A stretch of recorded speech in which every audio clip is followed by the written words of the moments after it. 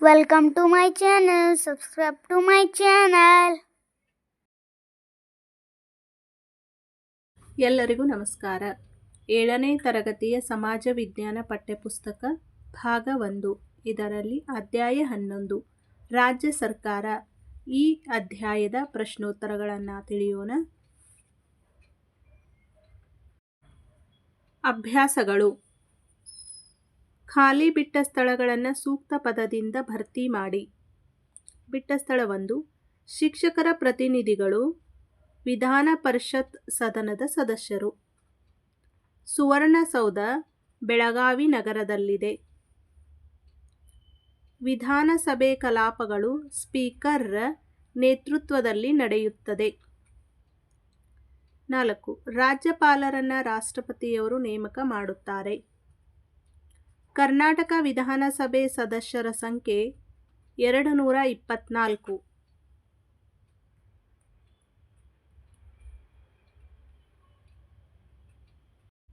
ಗುಂಪುಗಳಲ್ಲಿ ಚರ್ಚಿಸಿ ಉತ್ತರಿಸಿ.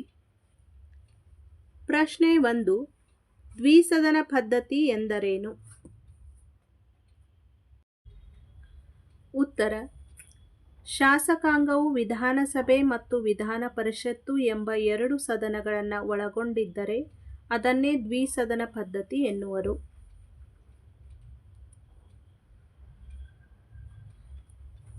ನಿಮ್ಮ ವಿಧಾನಸಭಾ ಕ್ಷೇತ್ರದ ಶಾಸಕರು ಯಾರು? ನಮ್ಮ ವಿಧಾನಸಭಾ ಕ್ಷೇತ್ರದ ಶಾಸಕರು ಮಹಾಂತೇಶ್ ಕೌಜಲ್ಗಿ.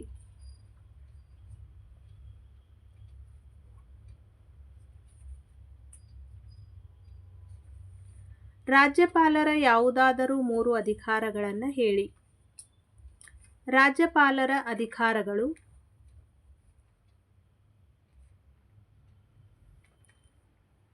ಶಾಸನ ಸಭೆಗಳು ಅಂಗೀಕರಿಸಿದ ವಿಧೇಯಕವು ಜಾರಿಗೆ ಬರಬೇಕಾದರೆ ರಾಜ್ಯಪಾಲರ ಒಪ್ಪಿಗೆ ಬೇಕು. ರಾಜ್ಯದಲ್ಲಿ ಸಾಂವಿಧಾನಿಕ ಅಸ್ಥಿರತೆ ಉಂಟಾದರೆ ರಾಜ್ಯಪಾಲರು ರಾಷ್ಟ್ರಪತಿಯವರಿಗೆ ವರದಿ ನೀಡಿ ರಾಜ್ಯ ಸರ್ಕಾರವನ್ನು ವಜಾ ಮಾಡಿಸಬಹುದು.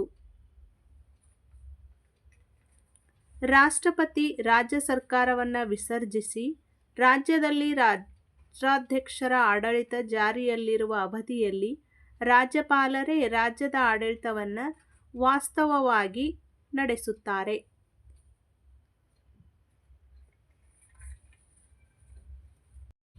ಪ್ರಶ್ನೆ 4.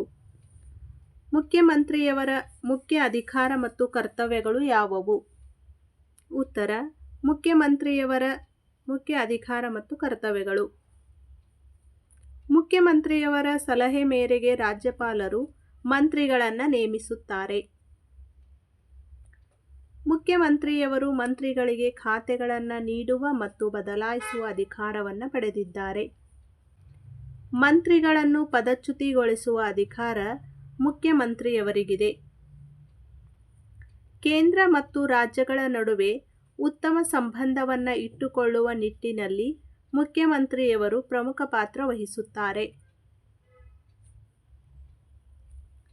ಒಟ್ಟಿನಲ್ಲಿ ರಾಜ್ಯದ ಪ್ರಗತಿಯು ಮುಖ್ಯಮಂತ್ರಿಯವರ ನೇತೃತ್ವ ಹೊಂದಿರುವ ಮಂತ್ರಿಮಂಡಲದ ಉತ್ತಮ ಆಡಳಿತದಿಂದ ಸಾಧ್ಯವಾಗುತ್ತದೆ. ಪ್ರಶ್ನೆ ಸಂಖ್ಯೆ 5. ವಿಧಾನಸಭಾ ಸದಸ್ಯರ ಕರ್ತವ್ಯಗಳನ್ನು ಹೇಳಿ. ವಿಧಾನಸಭಾ ಸದಸ್ಯರ ಕರ್ತವ್ಯಗಳು: ವಾಸ್ತವವಾಗಿ ವಿಧಾನಸಭೆಯೇ ರಾಜ್ಯದ ಶಾಸಕಾಂಗವಾಗಿದೆ. ಹಣಕಾಸು ವಿಷಯದಲ್ಲಿ ವಿಧಾನಸಭೆಯ ನಿರ್ಣಯವೇ ಅಂತಿಮ. ಪ್ರಮುಖವಾಗಿ ಮಂತ್ರಿಮಂಡಲದ ಮೇಲೆ ನಿಯಂತ್ರಣ ಹತೋಟಿ ಇಟ್ಟುಕೊಳ್ಳುವುದು ಅದರ ಕಾರ್ಯವಾಗಿದೆ. ಮಂತ್ರಿಮಂಡಲದ ಕಾರ್ಯ ನೀತಿಗಳು ಅಸಮಾಧಾನಕರವಾಗಿದ್ದರೆ ಅವಿಶ್ವಾಸ ಗೊತ್ತುವಳಿ ಮಂಡಿಸಿ ಬಹುಮತ ಸಾಬೀತುಪಡಿಸಿದರೆ ಮಂತ್ರಿಮಂಡಲವನ್ನು ವಜಾಗೊಳಿಸಬಹುದಾಗಿದೆ. ವಿಧಾನಸಭೆಯ ಸದಸ್ಯರು ರಾಷ್ಟ್ರಾಧ್ಯಕ್ಷರ ಚುನಾವಣೆಯಲ್ಲಿ ಭಾಗವಹಿಸುತ್ತಾರೆ.